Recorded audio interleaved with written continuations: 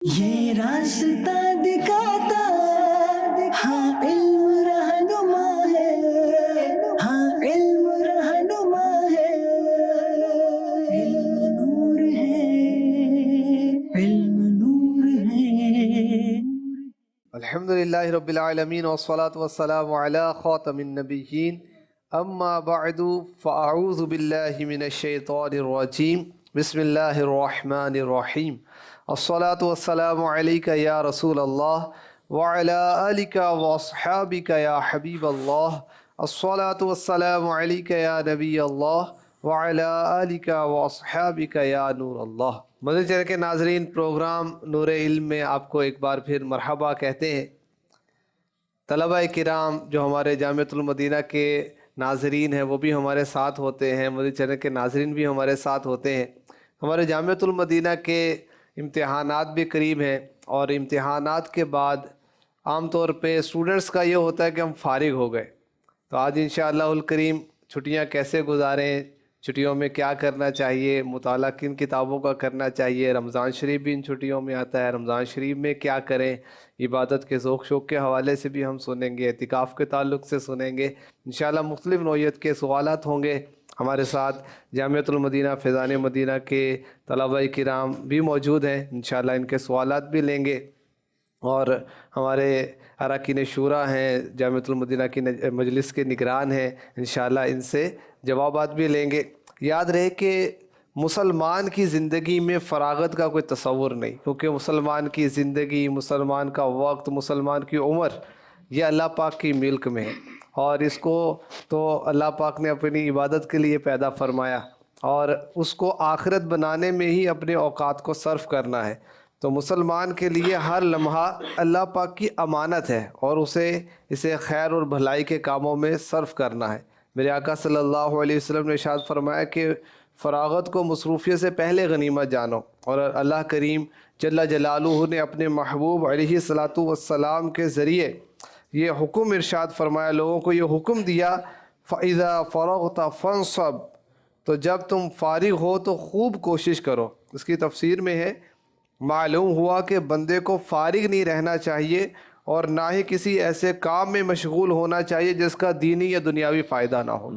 تو جب بھی ایک کام کر لیا، اب اگلی نیکی کی فکر کریں، اگلے نیک عمل کی طرف بڑھ جائیں۔ تو ہم نے سمجھے کہ امتحانات قریب ہیں، امتحانات دے لیے، تو اب کیا کرنا ہے، انشاءاللہ الکریم اس کے بارے میں سنیں گے۔ تو آئیے بڑھتے ہیں سوالات کی طرف۔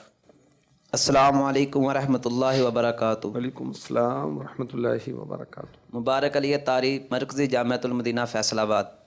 میرا حاجی صاحب کی بارگاہ میں سوال ہے کہ روزانہ اپنے کاموں کا حساب کیسے لگائیں، اس حوالے سے معلومات فراہم کر دیں۔ دیکھیں، امیر اہل سنت نے جو ہمیں 72 نیک اعمال دیے، اگر ہم اس کے عادی بنیں اس کا محاسبہ کرنے کا، وَلْتَنْظُرْ نَفْسٌ مَا قَدَّمَتْ لِغَدٍ، دیکھیں ہمیں رب کائنات نے فرمایا نا کہ ہر جان دیکھے کہ آگے کے لیے کیا بھیجا، تو ہم کیا بھیج رہے ہیں، کیونکہ نیکیاں بدیاں لکھی جا رہے ہیں، کرامن کاتبین، ہر وقت ہم لفظ منہ سے نکالتے ہیں بس وہ لکھتے ہیں، بلکہ دلی ارادوں سے بھی وہ تو واقف ہے نا، جب بھی دل کا ہم نیکی کی نیت دل میں کرتے ہیں نا تو وہ لکھ لیتے ہیں اس کو بھی، سبحان اللہ۔ تو اگر ہم نیک اعمال کا جائزہ کرنے کی روٹین رکھیں گے، معمول رکھیں گے، تو انشاءاللہ الکریم اپنے دن بھر کے کاموں کا محاسبہ کرنا، جائزہ لینا آسان ہو جائے گا۔ اور سب جب مسلمان ہیں نا تو سب سے پہلے نمازوں کا جائزہ لیں گے، جماعت کا جائزہ لیں گے، صف اول کا جائزہ لیں گے، تکبیر اولیٰ کا جائزہ لیں گے، ماں باپ کی زیارت اگر طلباء کے لیے ممکن ہے کیونکہ دوسرے شہروں میں رہتے ہیں، اور اگر جو غیر مقیم ہیں وہ تو روز جاتے ہیں، تو زیارت کا جائزہ لیں کہ ماں اور باپ کا میں نے زیارت کی اور قدم بوسی کی، دست بوسی کا شرف حاصل کیا۔ اس طرح آج سارا دن گزر گیا، میں نے کتنی مرتبہ درود پاک پڑھا، استغفار کتنی بار کیا، کلمہ طیبہ کتنی بار پڑھا، پیر و مرشد کے شجر شریف کے سننے یا پڑھنے کی سعادت حاصل کی، نگاہوں کی حفاظت، زبان کی حفاظت، دل کی حفاظت۔ تو اس کا اپنا محاسبہ کرنے کا دیکھیں بزرگوں سے ثابت ہے، پورے باب بزرگوں نے لکھے ہیں اپنی کتابوں میں۔ تو امیر علیہ سنت نے بہت آسان ہمیں انداز دے دیا، وہ ہے نیک اعمال میں اپنے اعمال کا جائزہ۔ جی مزید سوال کیجیے۔ السلام علیکم ورحمۃ اللہ وبرکاتہ. وعلیکم السلام ورحمۃ اللہ وبرکاتہ. میرا نام محمد نعیم اتاری ہے اور میری رہائش چشتیہ شریف کی ہے. ماشاء اللہ ماشاء اللہ. نگران پاکستان کی بارگاہ میں یہ سوال ہے کہ دیکھا گیا ہے کہ حفاظ جو ہیں تراویح کی طرف بہت کم آتے ہیں. آپ کوئی ایسا طریقہ ارشاد فرمائیں کہ یہ تراویح کی طرف زیادہ آئیں، اور یہ بھی ارشاد فرماتے ہیں کہ یہ پڑھائی کے دوران اپنے حفظ کو کیسے لے کر چلیں. ہاں حفظ نہیں، حفظ. ٹھیک ہے. اب استاد صاحب ماشاء اللہ حافظ صاحب بھی ہیں، آپ بتائیں جی ماشاء اللہ کیا کرتے ہیں بھائی، کیا ہونا چاہیے؟ روزانہ کی بنیاد پر اگر تلاوت کا معمول ہو تو اس سے منزل بھی مضبوط رہے گی اور اچھے انداز میں. نماز پڑھتے ہیں اس میں کرتے ہیں تلاوت ہم؟ نہیں، ایک تو ہے کہ نماز پڑھی اور امام صاحب نے جو تلاوت کی وہ ہم نے سن لی. نہیں، جب منفرد دوسرا ہوتے ہیں یہ بھی کہ جب تلاوت کرتے اکیلے ہیں ہم بھائی. تلاوت کی تو اکیلے تلاوت میں بھی ترتیب کے ساتھ قرآن پاک کو پڑھتا ہو تو اس کا عام طور پر سلسلہ نہیں ہوتا. سورہ اخلاص، سورہ فلق، آخری 10 آخری 2 4 5 صورتیں ان میں سے تلاوت ہوتی ہے. اگر روزانہ یہ تلاوت کا یوں نماز میں بھی اہتمام کریں نا تو نماز میں تلاوت کا اہتمام کرنے کے لیے بھی کچھ نہ کچھ پہلے تلاوت کا معمول بنانا پڑے گا. ویسے لگتا یہ کہ ایک مرتبہ تھوڑی مشقت فرسٹ ٹائم ہوگی، پھر یہ مشقت کم ہوتے ہوتے عادت بن جائے گی. اور دی بیسٹ، کیونکہ نماز میں جو تلاوت ہے اس کا ثواب زیادہ ہے. بالکل ایسی سب سے افضل تلاوت نماز میں ہے. اور اس میں مشورتاً ایک گزارش یہ پیش کروں گا کہ کچھ نہ کچھ وقت ہمارے جامعۃ المدینہ کے شیڈول میں بھی تلاوت قرآن کا رکھا گیا ہے، اور کچھ ایسا وقت ہے جو ہمارا ذاتی وقت ہوتا ہے جس میں کوئی جامعۃ المدینہ کی طرف سے پابندی وغیرہ نہیں ہے، تو اس وقت کو بھی ہم تلاوت کے لیے مخصوص تو کر سکتے ہیں. بعض طلبہ اکرام کو دیکھا ہے کہ وہ قرآن پاک کا دور اس کا معمول بناتے ہیں، ماشاءاللہ. وہ آپس میں اپنے طور پر اس صورت کو لے کر چلتے ہیں. میرے آقا صلی اللہ علیہ وسلم جبریل امی علیہ السلام کے ساتھ قرآن کا دور فرماتے تھے. ماشاء یہ اللہ. تو سنت جبریلی، سنت مصطفی ہے. اس سنت کی ادائیگی کی نیت سے عمل کریں گے تو انشاءاللہ مزید اجر و ثواب بھی ملے گا. دور کا ایک مروجہ جو انداز ہے وہ یہ ہے کہ مثال کے طور پر آپ اور میں ایک پارے کا دور کر رہے ہیں، 2 رکوع آپ نے مجھے سنا ہے، وہی 2 رکوع میں نے آپ کو سنا ہے، اس کے بعد اگلے 2 رکوع آپ نے سنا ہے، پھر میں نے وہ آپ کو سنا ہے. یعنی دور میں آپ اگر آگے ہیں نا تو آپ آخر تک آگے ہی ہیں. میں نے ابتداً اگر 2 رکوع سنا ہے تو آخر تک میں ہی آگے ہوں. اگر اس کا انداز یہ رکھا جائے نا کہ آپ نے 2 رکوع مجھے سنا ہے، اب میں 2 کے بجائے 4 سناؤں، اب آپ مجھے 4 سنائیں، تو اس کا فائدہ یہ ہوگا کہ 2 رکوع میں آپ آگے سنا رہے ہوں گے، 2 رکوع میں میں آگے سنا رہا ہوں گا. اب استاد صاحب بنیادی بات پتہ کیا ہے؟ شوق. اللہ یہ بھی شوق سے ہی ہوگا. اللہ تعالیٰ شوق نصیب فرمائے. کئی ایسے بھی سننے میں آتے ہیں کہ حافظ نہیں ہیں لیکن اس قدر کثرت کے ساتھ تلاوت کا معمول ہوتا ہے کہ حافظ بھی اگر کوئی غلطی کرتا ہے نا تو فوراً کلک ہو جاتا ہے کہ اس نے کو آگے پیچھے پڑھا ہے. تو مجھے اعلیٰ حضرت یاد آ گیا آپ کی اس بات سے. آپ فرمایا کرتے جب آپ نے حفظ نہیں کیا تھا اس وقت فرمایا کرتے تھے کہ کوئی حافظ صاحب مجھے کوئی رکوع سنائے اور پھر مجھ سے سن لے. ماشاءاللہ. یعنی اتنی کثرت سے اعلیٰ حضرت کی قرآن پر نظر تھی. اچھا، ہمارے آقا صلی اللہ علیہ وآلہ وسلم نے قرآن کی نگرانی کرنے کا حکم فرمایا. وہ نگرانی کیا ہے؟ پہلے تو میں حدیث پاک وہ سناتا ہوں. اللہ کے حبیب صلی اللہ علیہ وسلم فرماتے ہیں قرآن کی نگرانی رکھو، اس کی قسم جس کے قبضے میں میری جان ہے کہ قرآن رسی میں بندھے اونٹ سے زیادہ بھاگ جانے والا ہے. بخاری شریف حدیث نمبر 4746. مفتی احمد یار خان نعیمی رحمۃ اللہ تعالی علیہ نے نگرانی کے تعلق سے اب ہمیں گائیڈ کیا، ایکسپلین کیا، وضاحت کی کہ اس کا کیا مطلب ہے. اس کا دور کرتے رہنا، اس کی تلاوت کی عادت بنانا. تو خصوصاً حافظ صاحبان جیسے اونٹ کو باندھنے کے باوجود اس سے غافل نہیں ہوتے، اسی لیے قرآن شریف حفظ کرنے کے باوجود اپنی یاد پر اعتماد نہ کرو، یہ بہت جلد بھول جاتا ہے. اور میرے آقا صلی اللہ علیہ وآلہ وسلم نے فرمایا مجھ پر میری امت کے گناہ پیش کیے گئے تو میں نے اس سے بڑا کوئی گناہ نہیں دیکھا کہ قرآن کی کوئی صورت یا کوئی آیت آدمی کو یاد کرنے کی توفیق دی گئی پھر اس نے اسے بھلا دیا. اور ایک روایت میں یہ ہے جو شخص قرآن کریم پڑھنا سیکھ لے پھر اسے بھلا دے وہ اللہ پاک سے اس حال میں ملاقات کرے گا کہ اس پر کوڑ کا مرض طاری ہوگا. تو تلاوت کرتے رہیں. میرے آقا امام اعظم ابو حنیفہ رحمۃ اللہ تعالی علیہ، سبحان اللہ، رمضان میں ایک دن میں ایک رات میں ایک تراویح میں قرآن کرتے تھے. امام شافعی دن رات قرآن پڑھتے تھے, اور میرے آقا عثمان غنی تو ایک رکعت میں پورا قرآن پڑھتے تھے. اچھا, ایک بزرگ کا میں نے پڑھا, حیران کن, وہ ضعیف ہو گئے تھے, عمر مبارک بہت ہو گئی تھی, تو ان سے اٹھا نہیں جاتا تھا, تو کوئی ان کو پکڑ کے اٹھا دیتا, تو اب نماز شروع کرتے تو 1000 آیتوں سے کم تلاوت نہیں کرتے تھے. یہ ان کے جذبے تھے. اور اب اللہ نے حفظ کی سعادت دی, سینے میں قرآن ہے, تو اس کا تحفظ اور اس کی ہمیں حفاظت کرنی چاہیے. اور امیر اہل سنت نے بہت آسان انداز بتایا, روزانہ ایک پارہ پڑھ لیں. اچھا, جہاں پڑھ رہے ہیں آپ, مثلا گھر میں پڑھیں گے تو ایک تو خیر و برکت ہو رہی ہے, قرآن کی مضبوطی نگرانی ہو رہی ہے, خیر و برکت ہو رہی ہے. اچھا, ہمارا وقت نیک کام میں صرف ہو رہا ہے. اچھا, جہاں تلاوت ہو رہی ہے یہاں سکینہ نازل ہوگا, اطمینان نازل ہوگی, رحمت نازل ہوگی. اچھا, ماں باپ آپ کے اس عمل سے خوش ہوں گے, جبھی تو آپ کو حافظ بنایا ہے. اب دیکھیں, ماں باپ کی دل کی خوشی مزید آپ کے ثواب کو بڑھا دے گی. اپنے بچوں کو بھی ایک نمونہ ملے گا نا کہ گھر میں یہ کام بھی کرنے والا ہوتا ہے. بہترین بہترین. حضور, یہ تو دور کے حوالے سے یہ آپ نے فرمایا کہ قرآن پاک کی مضبوطی بھی آئے. اب جو حفاظ کرام ہیں ہمارے ناظرین میں ہمارے ساتھ شامل ہیں, ان کو آپ کیا مشورہ دیں گے؟ رمضان شریف آنے والا ہے, تراویح پڑھانے کے حوالے سے بعض کا ذہن نہیں بنتا, دور بھی کر رہے ہیں, پڑھ بھی رہے, تراویح نہیں سنا رہے. اچھا, اس کے ساتھ تھوڑا سا میں مزید اضافہ کروں گا. ایک تو حفاظ کو بھی ارشاد فرمائیں, اور قرآن پاک صرف حفاظ کے لیے نہیں ہے نا, غیر حافظ کا بھی کوئی نہ کوئی ہدف تو ہونا چاہیے, روزانہ کی تلاوت کا, ماہ رمضان کی تلاوت کا, یا کوئی نہ کوئی معمول تو بنانا چاہیے. تراویح تو پڑھائی جاتی, صورتوں میں بھی پڑھائی جاتی ہے. حضرت عبداللہ ابن عمر رضی اللہ عنہما, آپ نے ایک مقدار مقرر کی ہوئی تھی, فاروق اعظم کے شہزادے, اور یہ تو مجتہد صحابہ کرام میں سے, مفتی صحابہ کرام میں سے, اور بہت کثیر حدیثیں آپ نے روایت کی, اور اتباع سنت میں تو آپ کا کوئی ثانی نہیں ہے. سبحان اللہ.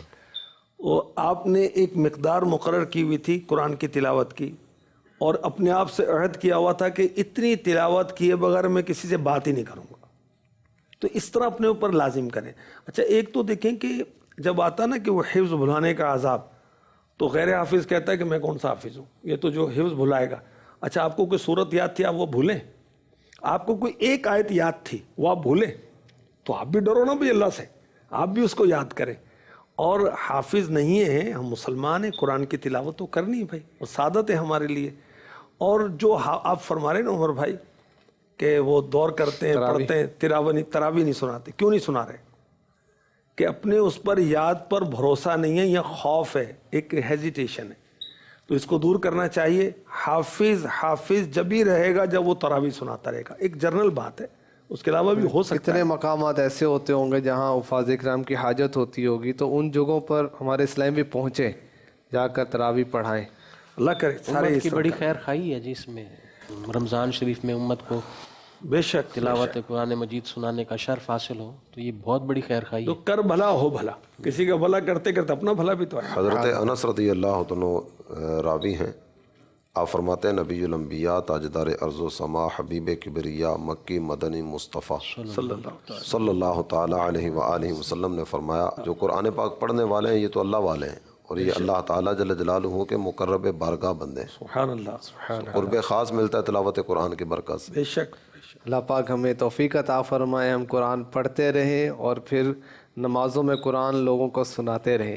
جی, بڑھتے ہیں اگلے سوال کی طرف. السلام علیکم ورحمۃ اللہ وبرکاتہ. وعلیکم السلام ورحمۃ اللہ وبرکاتہ. حافظ عبد الرحمن الطاری, درجہ سادسہ, مرکزی جامعۃ المدینہ فیصل آباد. حاجی صاحب کی بارگاہ میں میرا یہ سوال ہے کہ آج کل حفاظ قرآن پاک تراویح کے اندر بہت تیزی سے پڑھتے ہیں, آپ اس کے بارے میں کیا ارشاد فرمائیں؟ یہ امیر اہل سنت بھی سمجھاتے رہتے ہیں, بعض الفاظ چب جاتے, ادائیگی نہیں ہوتی تو حرام اور گناہ کا کام. ورتل القرآن ترتیلا, ہمیں یہ فرمایا گیا سورہ مزمل میں, اور قرآن خوب ٹھہر ٹھہر کر پڑھو. اللہ کرے کہ اس کے مطابق ہو. ترتیل کیا ہے؟ حروف کی تجوید اور وقوف کی پہچان, یہ ہے ترتیل. اور میرے آقا صلی اللہ علیہ وآلہ وسلم نے حضرت ابن عباس سے فرمایا رضی اللہ عنہما, جب تم قرآن پڑھو تو اس کو ٹھہر ٹھہر کر الفاظ و حروف کو خوب واضح کر کے پڑھا کرو، اس کو ردی کھجور کے بکھیرنے کی طرح نہ بکھیر دیا کرو۔ حضرت انس بن مالک رضی اللہ عنہ فرماتے ہیں بہت سے قرآن پڑھنے والے ایسے ہیں کہ غلط پڑھنے کی وجہ سے قرآن ان پر لعنت کرتا ہے۔ اللہ کی پناہ، اللہ کی پناہ۔ تو قرآن پڑھا جا رہا ہے، برکتیں لیں، اصل میں یاد ہی اس طرح کیا ہے نا، تو اس وجہ سے شاید ایسا ہوتا ہے۔ تو اگر غلط یاد کیا ہے اور تو پھر کیوں سنا رہے ہیں بھائی، اس کو صحیح یاد کریں پھر سنائیں، اللہ نصیب فرمائے۔ اعلیٰ حضرت علیہ رحمہ آپ بھی ذکر فرماتے ہیں کہ ہر حرف دوسرے حرف سے صحیح ممتاز ہو، یہ فرض عین ہے۔ جی جی، اور یہ دیکھیں کہ حافظ کے لیے ہی نہیں ہے، جی، جو الگ سے تلاوت کر رہا ہے اس کے لیے بھی یہی۔ ماشاء اللہ۔ سبحان اللہ۔ جی مزید سوال کیجیے۔ السلام علیکم ورحمۃ اللہ وعلیکم وبرکاتہ۔ السلام ورحمۃ اللہ وبرکاتہ۔ میرا نام محمد حسان رضا اتاری، درجہ سادسہ، تاندلے والا سے۔ ٹھیک ہے، میرا حاجی صاحب کی بارگاہ میں سوال یہ ہے کہ سالانہ چھٹیوں میں طلباء مطالعے کے ساتھ ساتھ مدنی عطیات کیسے کریں، اور کون سا طریقہ اختیار کریں کہ جس کے ذریعے مدنی عطیات میں مزید اضافہ ہو جائے، اور اگر اعتکاف کریں یا اعتکاف کروانا چاہیں تو اس کے بارے میں ہماری رہنمائی فرما دیجیے۔ بالکل مطالعہ بھی کرنا چاہیے، چندہ بھی کرنا چاہیے، اعتکاف بھی کرنا چاہیے، اعتکاف کروانا بھی چاہیے، روزے بھی رکھنے، استغفار بھی کرنے۔ ابھی تو ہم نے قرآن پاک کی آیت سنی نا، فَإِذَا فَرَغْتَ فَانْصَبْ۔ ایک نیکی کر لی، اگلی نیکی کی تیاری کریں۔ جی استاد صاحب، یہ ساری چیزیں کیسے ساتھ لے کے چلیں گے طلبہ؟ اس میں یہ ایسے وہ متضاد چیزیں نہیں ہیں کہ یہ ہوگا تو یہ نہیں ہو سکے گا، یہ کریں گے تو یہ نہیں ہو سکے گا۔ ہر ایک کام کے لیے الگ سے وقت رکھیں اور اس کام کے مطابق کرتے چلے جائیں۔ جس طرح اعتکاف کی بات کی ہے تو وہ تو مسجد میں بیٹھ کے تو اعتکاف ہو گیا نا، اعتکاف میں مطالعہ اب اس میں کرنا کیا ہے؟ مطالعہ کریں، نمازیں پڑھیں، درود پاک پڑھیں، دیگر نیک اعمال کی طرف قدم چندے بڑھیں۔ کا بھی پوچھا نا، پھر چندہ کیسے کریں گے؟ آنے والوں سے چندہ بھی جمع کریں جو اعتکاف میں آئے ہوئے آنے والوں سے بھی کر سکتے ہیں، وہ آنے والے پتہ نہیں کہاں کہاں سے ہیں، میرا رابطہ تو میرے علاقے والوں سے ہے، یا میں جس جامعہ میں پڑھتا ہوں اس کے قریب جو لوگ ہیں وہ میرے رابطے میں ہیں۔ تو اعتکاف سے پہلے بھی تو چندہ ہو سکتا ہے، یہ بھی ہو سکتا ہے۔ پورا سال جس کو اتنا وقت دیا ہے موبائل کو، تو اب اسی کا تھوڑا سا استعمال اس طرف بھی کر لیا جائے۔ انشاءاللہ۔ اس میں ایک تھوڑا سا یہ بھی ہے کہ ایک جگہ وہ چند اسلام میں بیٹھے ہوئے تھے نا، تو معلوم کیا کہ آپ کے پاس کتنے نمبر سیو ہوں گے، آپ کے پاس کتنے ہوں گے۔ تو لاسٹ ایک جو فگر آیا تھا، جو بڑا فگر آیا تھا، وہ 3000 کے آس پاس کا۔ اللہ اکبر، اللہ۔ یا 3000 والوں سے اگر 5-5 ہزار بھی لے لیں تو کتنا سارا چندہ تو انہی کے ذریعے کر سکتا ہے۔ ہاں جی، اور ظاہر کہ دین کا کام ہے، چندے سے ہوتا ہے، چندے سے چلتا ہے۔ تو اب جب اتنے سارے جامعات ماشاءاللہ ہم نے چلانے، مدارس بھی چلانے، دعوت اسلامی کا نظام بھی چلانا ہے، اور شرعاً جب یہ سنت ثابت ہوا، کار ثواب ہے، ثواب کا کام ہے، پھر کیا شرمانا ہے بھائی؟ کہنا ہے وہ دینے والا دے گا یا نہیں دے گا، دو ہی صورتیں ہیں نا، ثواب تو دونوں صورتوں میں، تو ہمیں کیا مسئلہ ہے بھائی؟ نہیں دے گا تو دو فائدے ہوئے نا، جی چندہ بھی ملا، ثواب بھی ملا۔ نہیں دے گا تو چندہ نہیں ملا، ثواب تو پھر بھی کھا رہا ہے۔ دیکھیں اس صورت میں کہا جا رہا ہے نا استاد صاحب کہ بھی وہ ہیزیٹیٹ کرتا، پتہ نہیں دے گا نہیں دے گا، اور بھائی دینا دے، تجھے تو 100 ملے گا نا۔ آپ نے اگر کسی کو چندہ دینے کے لیے کہا ہے، دعوت اسلامی کے کاموں کا تعارف کرائے، تو آپ نیکی کی دعوت دے رہے ہیں نا۔ اچھا وہ دیتا ہے تو آپ کو ثواب ملے گا، ایسا تو نہیں ہے نا۔ آپ نے کہا اب وہ دے گا تو اس کو ثواب مل جائے گا، اور نہیں دے گا تو خیر آپ کا ثواب کھرا ہے۔ حدیث پاک میں بھی آتا ہے جی، جو کار خیر کی طرف اگر کسی کی رہنمائی کرے الدال علی الخیر کفاعلی، تو اسے بھی اتنا ہی ثواب ملے گا جتنا کار خیر کرنے والے کو ملے۔ اچھا پھر صدقہ جتنے ہاتھوں سے گزرے یہ مزید بڑا، سبحان اللہ۔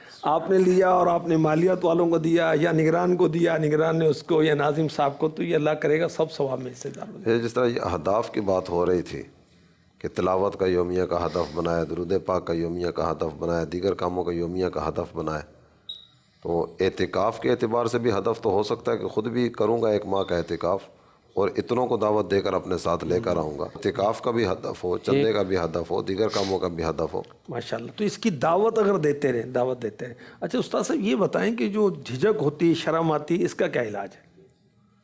شیخ فرید الدین عطار رحمۃ اللہ علیہ نے تو ذکر کیا ہے، از خدا شرم دار و شرم مدار۔ یہ شرم کرنی ہے نا تو اللہ تعالیٰ جل جلالہ سے کرے، اللہ گناہ کرتے ہوئے، نافرمانی کرتے ہوئے، فسق و فجور کی طرف بڑھتے ہوئے، مخلوق سے کیا شرمانا۔ ماشاءاللہ۔ خیر کہ کام میں کیا شرمانا ہے بھائی. شرم تو وہ جو گناہ سے روکے, جو نیکی سے روک دے وہ اس کو شرم کہیں گے نہیں. وہ اذان کا کہیں تو جواب آئے گا شرم آتی ہے. ہاں جی, تلاوت کرو لے شرم آتی ہے, نعت پڑھو شرم آتی ہے, استغفر اللہ جو گانے گاتے اس کو شرم نہیں آتی, جو اللہ رسول کی نافرمانی کرتے ہیں سب کے سامنے ناچ رہے ہوتے ہیں توبہ استغفر اللہ, ان کو شرم نہیں آ رہی. ہم نیکی کی کام کرنا ہے, نیکی کی دعوت دینی ہے, شرم آ رہی ہے بھائی. عزت تو ہے ہی نیک کاموں میں بے شک. اب یعنی جو کام لجپال کریم آقا صلی اللہ تعالی علیہ وسلم نے بنفس نفیس خود کیا ہو, چندہ جمع کیا ہو, جیسے غزوہ تبوک کے حوالے سے آتا ہے, اعلان ہوا سیدنا عثمان غنی رضی اللہ تعالیٰ عنہ نے کتنے 100 اونٹ جو ہے وہ راہ خدا میں پیش کیے. تو سنت پر چلنے میں ہی عزت اور عظمت ہے. بے شک. اگر کوئی یہ کہے کہ شرم آتی ہے تو کون سا ہم اپنی ذات کے لیے, شرم تو ذات کے لیے مانگنے میں آنی چاہیے نا جی. اور جن سوالوں سے منع کیا گیا وہ ذات سے ریلیٹڈ ہے, دین سے ریلیٹڈ سوال کرنے پر کہیں پر بھی شریعت پاک میں منع تھوڑی کیا گیا. ماشاءاللہ. جی مزید سوال فرمائیے. السلام علیکم ورحمۃ اللہ وبرکاتہ. وعلیکم السلام ورحمۃ اللہ وبرکاتہ. محمد احسن اتاری, درجہ سادسہ, ضلع بھاول نگر سے. میرا حاجی صاحب کی بارگاہ میں سوال عرض ہے کہ جب چھٹیاں ہوتی ہیں تو بڑا جذبہ ہوتا ہے کہ ہم مطالعہ کریں گے, اسباق کی دہرائی کریں گے, دینی کام کریں گے, لیکن بہت چند دن ہی ایسا کر پاتے ہیں. کچھ ایسا ارشاد فرما دیں کہ ہمیں اس میں استقامت مل جائے. جی استاد صاحب فرمائیں, اسد بھائی بتائیں گے. بھائی اجر و ثواب کی طرف نظر رہے تو بہت سارا کام آسان ہو جاتا ہے. نہیں اگر ہم اپنے یہاں کا ہی جائزہ لیں, مزدور 8 سے لے کر 4 بجے تک کام کرتا ہے. سردی ہے, گرمی ہے, آندھی ہے, طوفان ہے, بارش ہے. جس طرح ابھی موسم چل رہا ہے ٹھنڈ والا, قوم ہیٹر تلاش کر رہی ہوتی ہے, اور دن میں 11 بجے تک تو کئی لوگ ہو سکتا ہے بستر سے نہ نکلتے ہوں. وہ 7 بجے نکلتا ہے, 8 بجے اپنے کام پہ ہوتا ہے. یہ 8 سے لے کر 4 تک جو کام کر رہا ہے نا, محنت مشقت والا, اور وہ کام بھی کس طرح کا, اینٹیں اٹھا کے دوسری منزل پہ لے کے جانی ہے, سیمنٹ یا ریت بجری لے کر جانی ہے. 4 بجے جو اجرت ملے گی نا, اس کی توجہ اس پہ ہے. واہ واہ کیا بات. وہ اجرت اس کو آرام سے نہیں بیٹھنے دیتی. تو اسی طرح اگر یہ نیک اعمال پر ملنے والے ثواب پر توجہ رکھے, ذرا درود پاک ہے, ایک دفعہ درود پاک پڑھے تو 10 رحمتیں ملی, 10 گناہ معاف ہوئے, 10 نیکیاں مل گئیں. تو اس کے علاوہ تلاوت قرآن ہے, ایک حرف کی تلاوت کی تو 10 نیکیاں مل گئیں. سبحان اللہ. اجر و ثواب پر نظر رکھیں گے تو انشاءاللہ سستی اور کاہلی دور ہوگی, چستی آتی چلی جائے. اس میں کوئی صحبت کا بھی اثر استاد صاحب ہوتا ہے؟ یقیناً ہوتا ہے. اب مثلا جامعہ کے اندر ماحول تھا تو ایک اکثر کہیں نیک ماحول ہی ہوتا ہے الحمدللہ. اچھا وہاں جا کر پرانے دوست مل گئے, پرانے جوڑی دار مل گئے, یا اپنے کزن ہم عمر وہ مل گئے, تو اس سے بھی شاید اثر پڑتا ہو. جی اس کا اثر ہوتا ہے, لیکن تھوڑا سا اگر ہم اس نظر سے بھی اس کو دیکھ لیں. ایک ہے میں صحبت کا طالب ہوں نا, دوسرا ہم اپنے تئیں اس طرح کی کوشش بھی تو کریں نا کہ میری صحبت سے بھی کسی کو فائدہ ملے. کیا بات, کیا بات. یعنی ان کی صحبت میں گیا تو میں کھیل کود کی طرف چلا گیا, تو انہوں نے بھی تو 1 ماہ میرے ساتھ گزارا نا. ماشاء اللہ. ادھر کا اثر ادھر آیا تو ادھر کا ادھر کیا گیا. دوسرا وہ سیدی جو جملہ آپ نے پہلے ارشاد فرمایا نا, شوق, وہ مین ہے. یعنی اب جو کام روٹین کے ہم کر رہے ہیں ان میں بعض کام ایسے ہیں جو ہمیں استقامت کے ساتھ ہی ہم کر رہے ہیں, جیسے موبائل کا استعمال ہے. تو اب اس میں آپ کو کیسے استقامت ملی جو وہاں پہ مجھے اور آپ کو نہیں مل رہی. تو جو ذوق اور شوق موبائل کے یوز کرنے میں ہم نے رکھا ہوا ہے, اگر یہی دینی کاموں کے اندر ہم رکھیں تو استقامت استقامت ہے.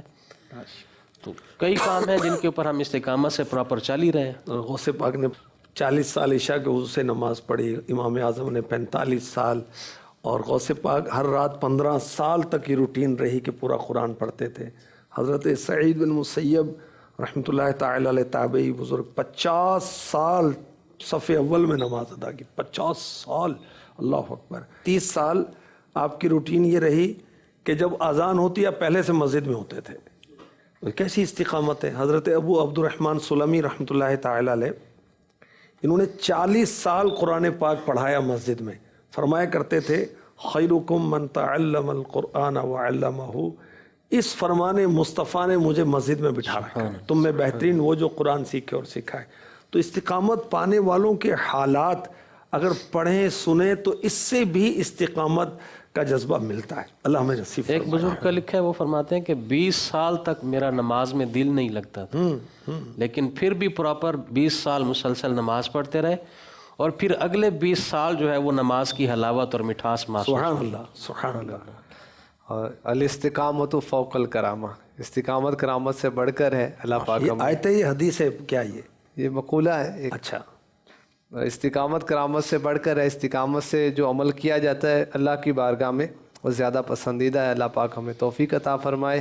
آئیے بڑھتے ہیں پروگرام کے ایک منفرد سیگمنٹ کی طرف جس کا نام ہے امیر اہل سنت کا پیغام، آپ کے نام۔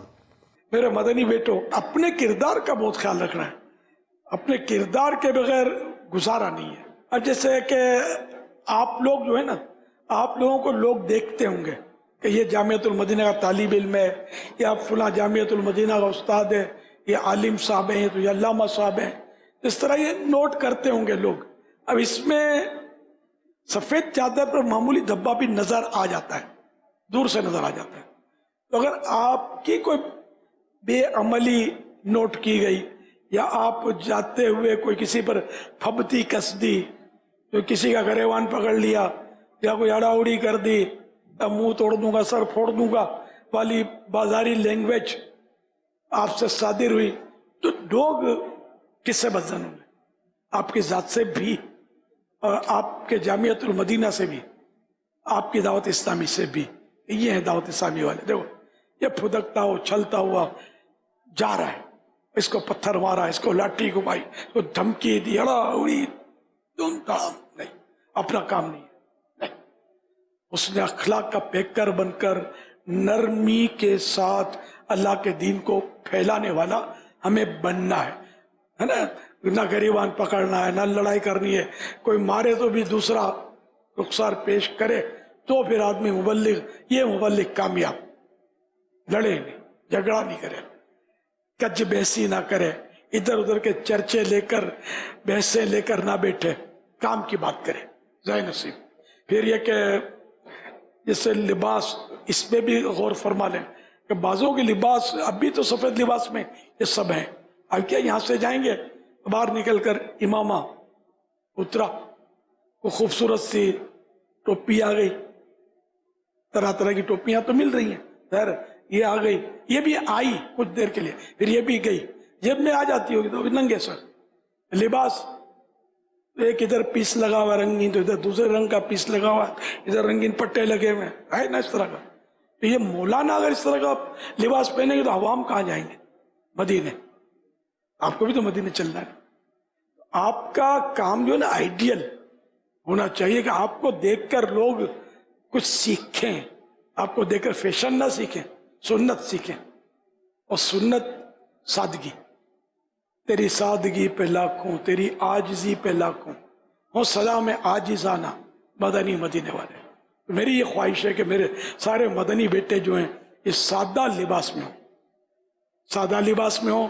امامہ شریف کا تاج جامعۃ المدینہ میں بھی، باہر بھی، گھر میں بھی، ہر جگہ مطلب امام کا تاج اترنا نہیں چاہیے۔ یہ نہیں وہ طرح طرح کی ٹوپی اب سر پہ آ گئی تو بس، تو یہ نہیں، بلکہ امامہ شریف کا تاج سجا رہے ہیں، آپ کو دیکھ دیکھ کر بھی لوگ نیکی کی دعوت لیں گے کہ یہ ماشاءاللہ یہ ہے دعوت اسلامی والا، امامہ سجائے اور سنتوں پر لباس پہنے، نیچی نگاہیں کیے، ماشاءاللہ جا رہا ہے نا؟ تو لوگ آپ کو دیکھ کر قریب آئیں گے، غیر مسلم دیکھ کر آپ سے اسلام کی عظمت پہچانیں گے۔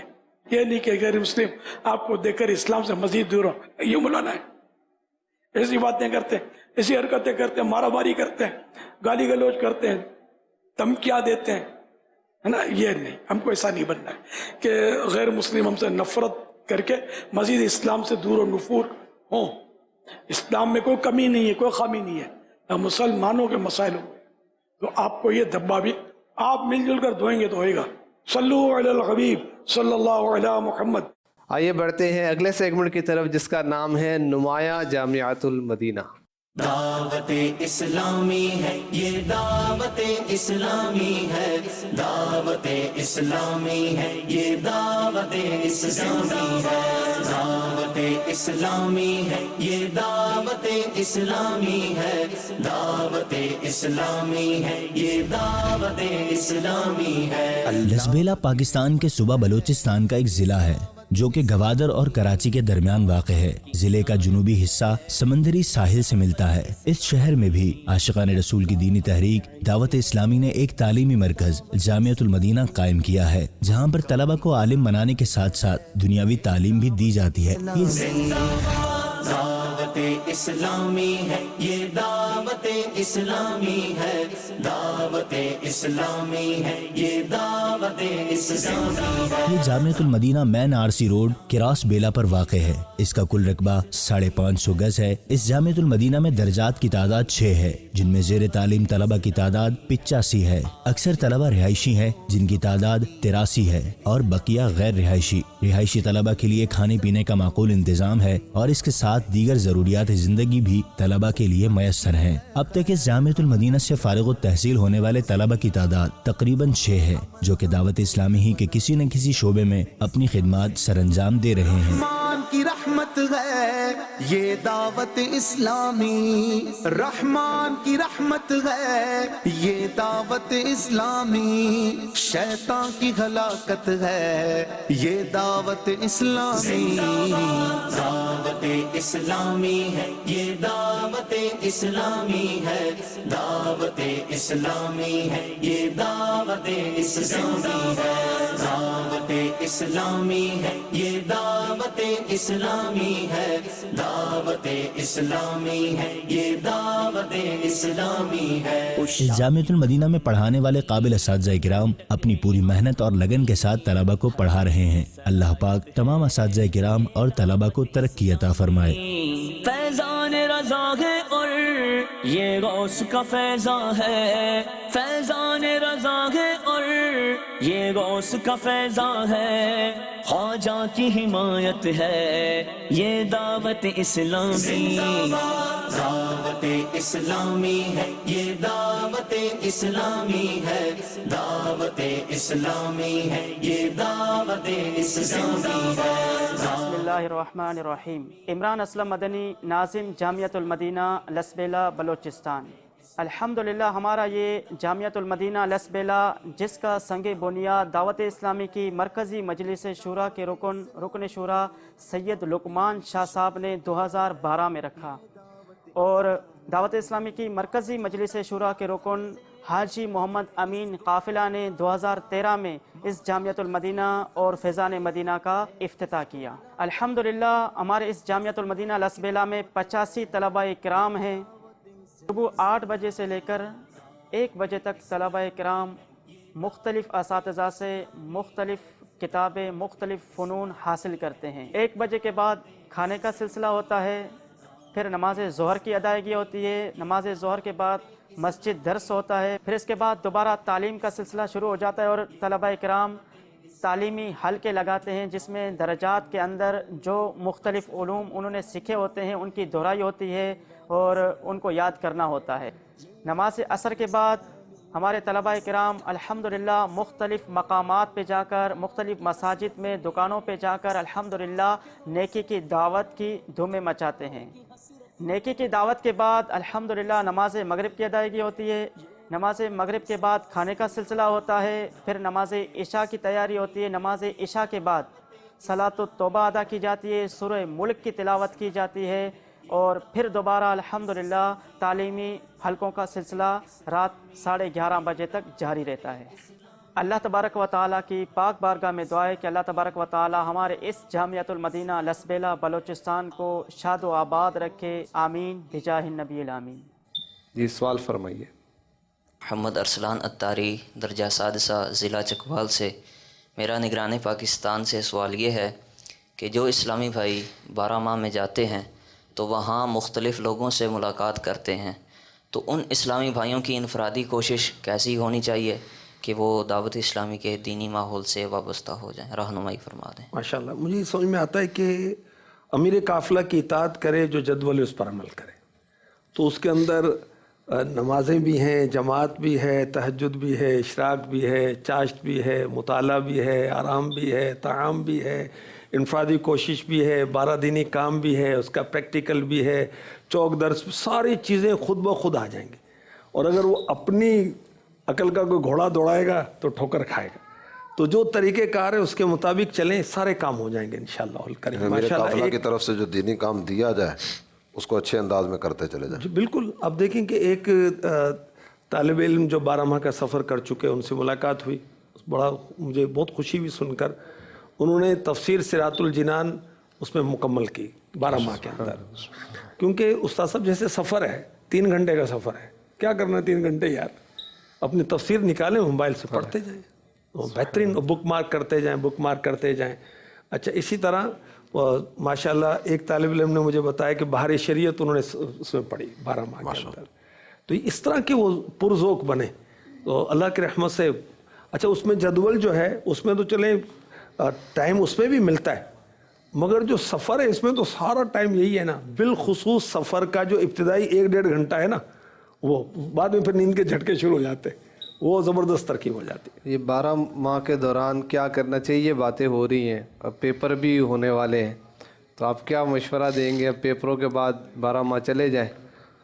یہ 12 ماہ کے مدنی قافلوں کے لیے امیر اہل سنت ترغیب دلاتے ہیں, تو میرے خیال میں ہمارے لیے کافی ہونا چاہیے کہ میں انتظار کروں, آپ کہیں, وہ کہیں, فلاں کہیں.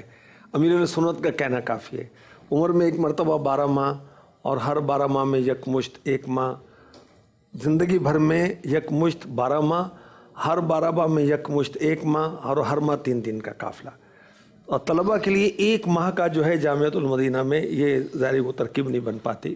رمضان شریف المبارک, ہاں مدینہ رمضان میں ہو سکتا ہے. آئیے بالکل, یہ تو مدینہ اور 1 ماہ کا قافلہ بھی ہو گیا, اعتکاف بھی ہو گیا, امیر اہل سنت کی زیارت بھی ہو گئی. یہ سارے کام اگر فیضان مدینہ میں چلے جائیں, عالمی ماشاءاللہ, اور اوروں کو بھی تیار کر کے لے جائیں جو لے جانے جیسے ہوں عمر کے لحاظ سے 20 سے 50 سال کے درمیان. اچھا یہ 2 باتیں ہو گئے نا, ایک تو اعتکاف کے تعلق سے آپ نے ذکر فرمایا, دوسرا 12 ماہ کی بات ہوئی. تو اعتکاف میں وہ جامعۃ المدینہ جس کے ایوریج کے اعتبار سے زیادہ طلبہ شرکت کریں, جی جی, یا وہ جامعۃ المدینہ جن کے 12 ماہ کے مسافرین کی تعداد زیادہ ہو, تو ان کے لیے یہاں سے اگر کوئی خصوصی تحفہ. ویسے تو ہم ہر پروگرام میں تحفے کا اعلان کرتے ہیں نا, سوال کا جواب دیں, پورے 12 ماہ کے لیے ماہنامہ فیضان مدینہ آپ کے نام پہ جاری کیا جائے گا. جی ضرور, تو ان دونوں کے لیے بھی اگر کوئی اعلان بالکل اس کے لیے خصوصی تحفہ اور ایک خصوصی تحفے کا بھی اعلان کر دیتا ہوں. انشاءاللہ ان کی کارکردگی امیر اہل سنت کی بارگاہ میں پیش کی جائے. سبحان اللہ, ماشاءاللہ. اچھا استاد صاحب, یہ ایک وسوسہ آ رہا ہے ایک طالب علم کو کہ ویسے تو میں 8 سال میں فارغ ہوتا, اب 12 ماہ کا سفر بھی ہوگا, 9 سال ہو جائیں گے میرے. اس کا کیا جواب ہے؟ جب زندگی دے دی تو پھر 1-2 سال کا کیا مسئلہ ہے. ماشاءاللہ. اور پھر یہ بھی ہے نا جی, علم ہم پڑھ کس لیے رہے ہیں؟ علم کا حصول, علم حاصل کرنے کے بعد در حقیقت تو یہ تبلیغ اور ترویج ہی کے لیے ہے, اور 12 ماہ علم کو پختہ کرنے کا بہترین ذریعہ ہے. جو پڑھا ہے اس کی پختگی آپ کو 12 ماہ میں انشاءاللہ نصیب ہوگی, اور کانفیڈنس آپ کو ملتا ہے, آپ کا جو سپیکنگ پاور ملتی ہے. آج لوگ کورسز کرتے ہیں سپیکنگ پاور کے لیے کہ ان کو بولنا آ جائے, لوگوں کے سامنے کچھ بات کرنی آ جائے. تو الحمدللہ 12 ماہ یہ اس کا بہترین ذریعہ ہے دین کی ترویج کا. مفتی اعظم ہند رحمۃ اللہ علیہ آپ ارشاد فرماتے ہیں, دنیا رہے یا بگڑے, دنیا رہے یا جائے, تو دین بنا پیارے, دنیا کا ہے کیا کرنا. یہ جو ظفر بھائی نے ماشاءاللہ کہا تو بالکل یہ سمجھ میں آتا ہے کہ کوئی عمل 40 دن استقامت سے کیا جائے تو وہ ایک عادت کا, طبیعت کا حصہ بن جاتا ہے. تو یہ تو 12 ماہ ہے, تو بیان, درس, انفرادی کوشش, سفر, نتنے تجربے, نتنے لوگ ملیں گے, کیسی کیسی انفرادی کوششیں, یہ تجربات جو ہے آئندہ کی زندگی پر انشاءاللہ ایک پازیٹیو امپیکٹس ڈالیں گے انشاءاللہ. تو ہمارے ناظرین ہمت کریں, ہمارے مجلس جامعۃ المدینہ کے حاضرین جو ہیں وہ بھی نیت کریں کہ انشاءاللہ 12 ماہ میں بھی سفر کرنا ہے اور اعتکاف بھی کرنا ہے, اور عالمی مدنی مرکز بھی جو جا سکے ان کو وہاں جا کر اعتکاف کی سعادت حاصل کرنی ہے. اچھا آئندہ سال کون سا لا رہے ہیں پروگرام, ابھی تو بتائیں نا, ابھی سے بتا دیں ذرا.